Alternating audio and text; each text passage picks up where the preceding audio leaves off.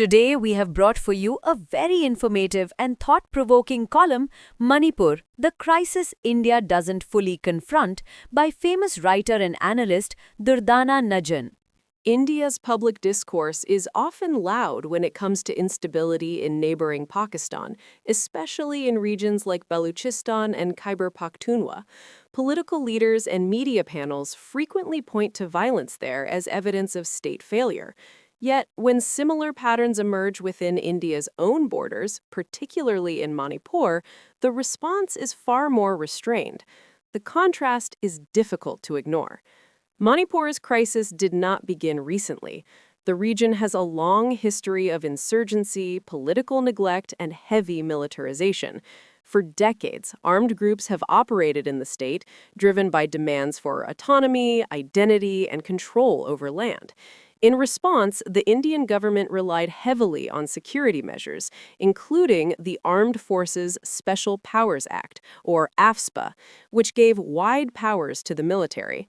While this helped contain some insurgent activity, it also created deep mistrust between local communities and the state. The current phase of violence began in May 2023, when tensions between the Meitei community in the valley and the Kuki-Zo tribal groups in the hills turned into open conflict.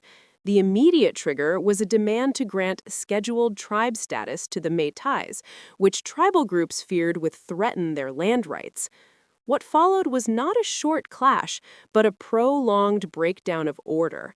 Villages were burned, communities were divided, and thousands of people were forced to flee their homes. Since then, Manipur has remained unstable. Large numbers of people continued to live in relief camps, unable to return safely.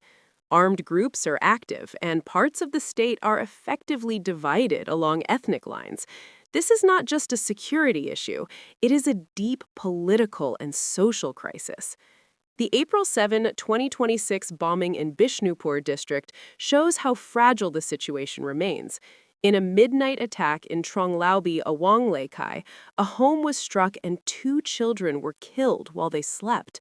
The incident shocked local communities and led to protests, clashes, and renewed restrictions. Curfews were imposed, security forces were deployed, and internet services were shut down in several areas. This response has become typical.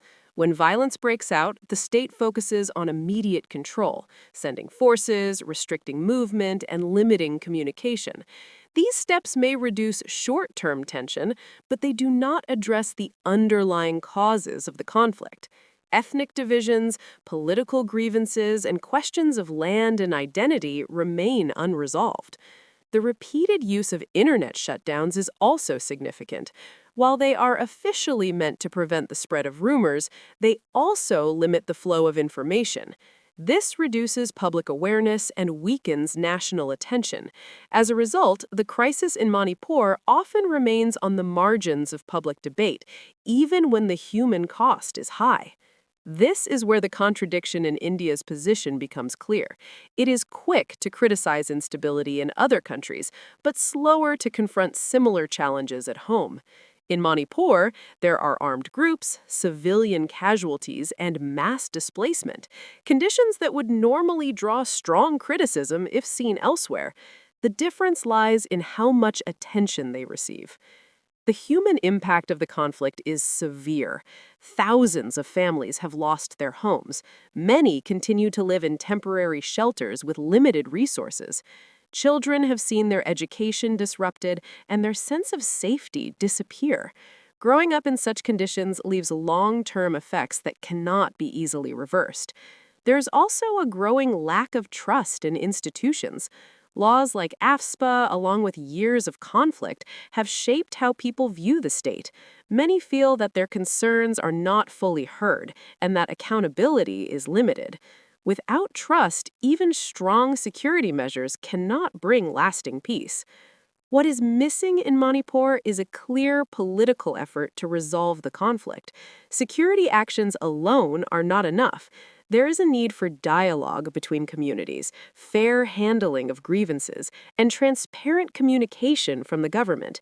Without this, each new incident risks restarting the same cycle of violence and response. The April 7 attack should have been a moment for deeper reflection. The killing of children in their own home highlights how serious the situation has become. But instead of leading to a sustained national conversation, the issue faded quickly from wider attention. Manipur is not a distant or isolated problem. It is part of India, and its stability matters for the country as a whole. Ignoring it or treating it as a temporary disturbance will only allow the situation to worsen.